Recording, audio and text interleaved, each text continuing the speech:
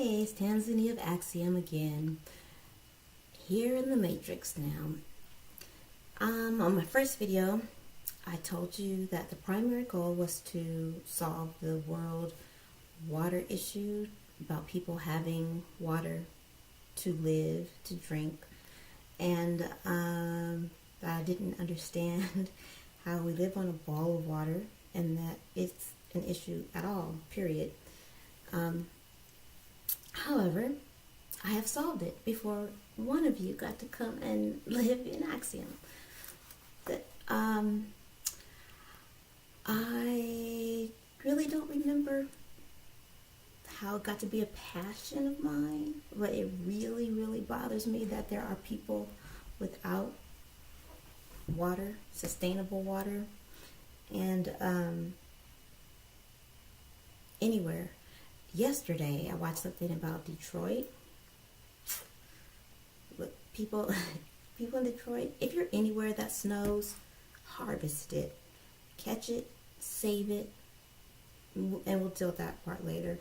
But people in Detroit, please, catch the snow, save the snow, and just cut out the middleman. It's quite doable. We'll work on that too. But since I was small, a child, I remembered seeing these commercials about people in other countries being thirsty and dying of dehydration. And I didn't really understand that it was a serious issue at that time. But now, it's the same countries that I'm still seeing the commercials for, and I don't understand what's happening. So I did some research, and I did some more research, and I still don't understand because I found out a few things. One thing I found out that some of these companies, some of the water organizations have been in business for decades in the same countries for decades. Now, I knew they were failing because logic told me that they're failing. They've been seeing the commercials since I was a kid, so I'm 46, so I knew they were failing. Then I noticed that some of the billion-dollar companies, global companies, were backing different water organizations. And also that different water organizations were in the same, focusing on the same countries around the world. And Uganda is one of them. There are at least 5 different organizations working to solve the water problem in Uganda. What are they doing in Uganda, really? Because why is it taking so long to get water to the people in Uganda? And if it's going to take a collective 50 years and they still don't have water,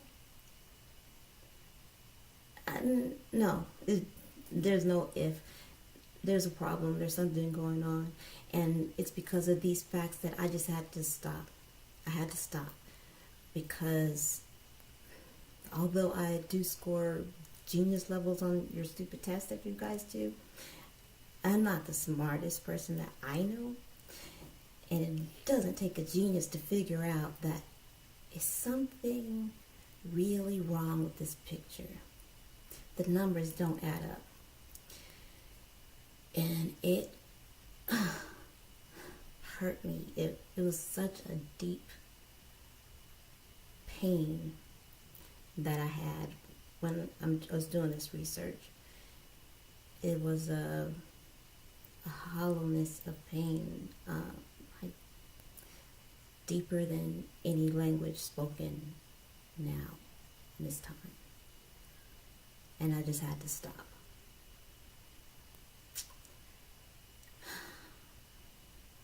is an emptiness because there are human beings on this planet who need a life-sustaining fluid,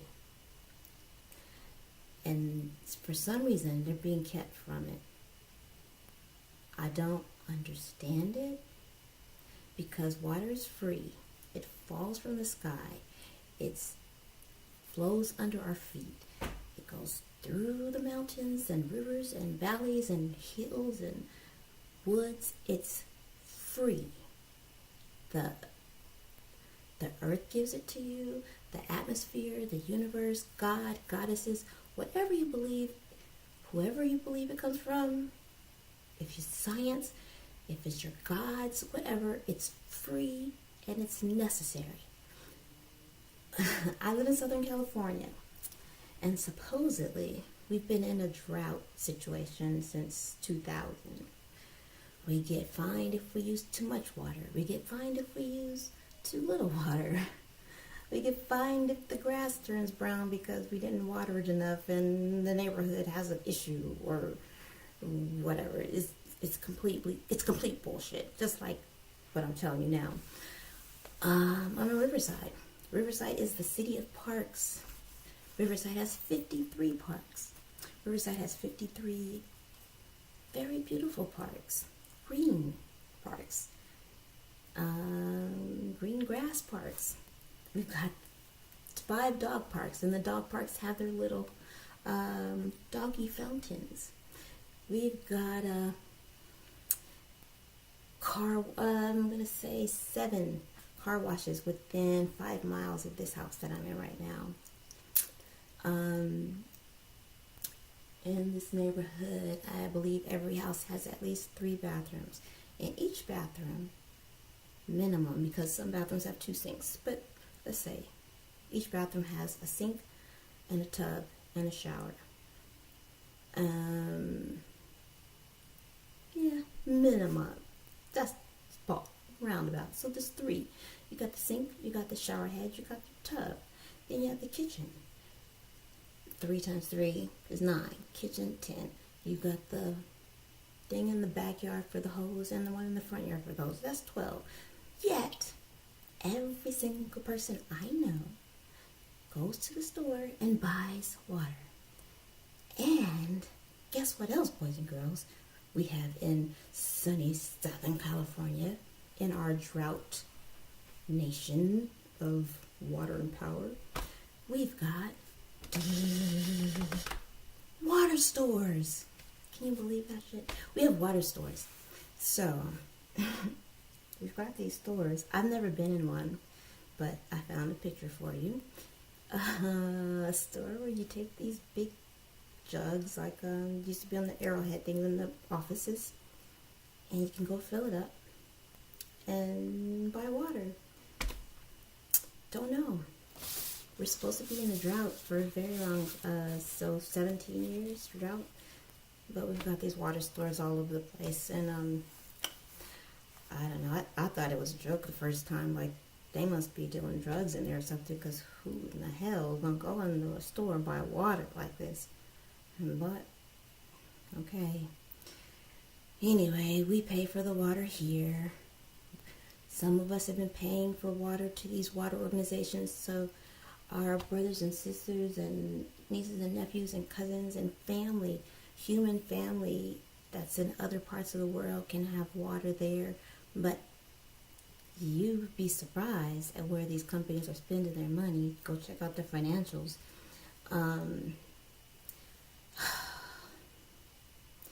It just doesn't make any sense. It doesn't make any sense.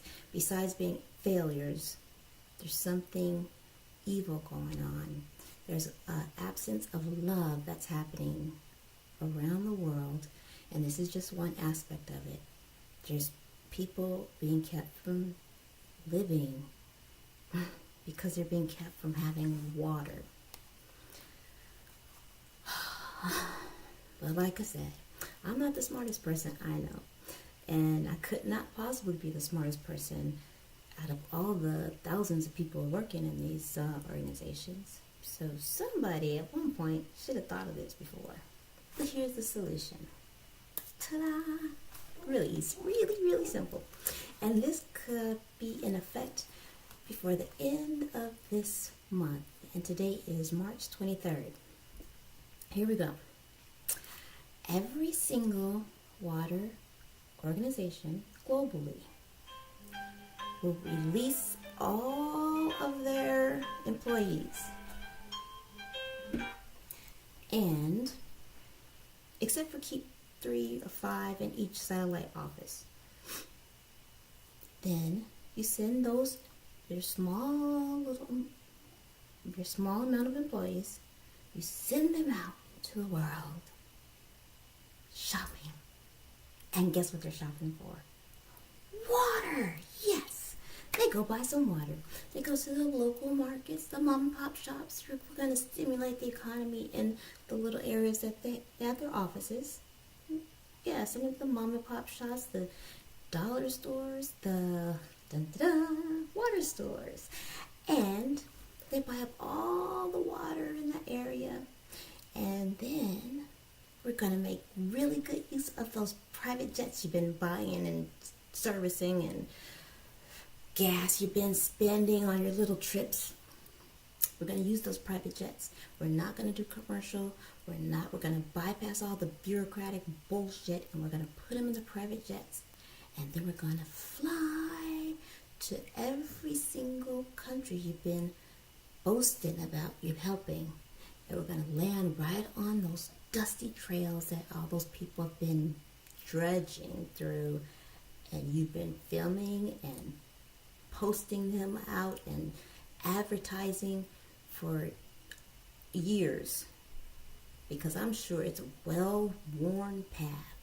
And if it's not, you have those people make you a runway, a little private jet runway, and we're going to just get rid of customs and all of that. You know how to do it because you've been flying in drugs or whatever the hell you've been doing. So we're going to do that. Get right on your private jet, fly in the water, and then you have your employees that are left there. Get a little company truck, mosey on down to the private jet, unload it, put it on the truck, drive to the villages, to the townships, to wherever the people are, not the politicians. You don't go to the governor's house, you don't go to the chieftain's house, you go right to the villages, to the mothers and the fathers, to the schools and the hospitals, and you take the water there. Done. End of story. And it's solved. And you have surplus of money. You can keep doing this for the next decade or so, and it's over. Nobody else needs to be worried about having water to drink. You build a water tank. You don't have to build a well. Fly in a tank. Put it in there. Let the little kids play a game with who can fill it up. And also, that will give them some materials for building a house with the water bottles. Water and sand. Great. That's what we're going to be doing at AXIOM. Some people are going to build water and sand water bottle houses. It's great. Good insulation, safe. And bam. 2 goals in 1 shot. Yay! Awesome idea from Tanzania of AXIOM. Give the people their fucking water.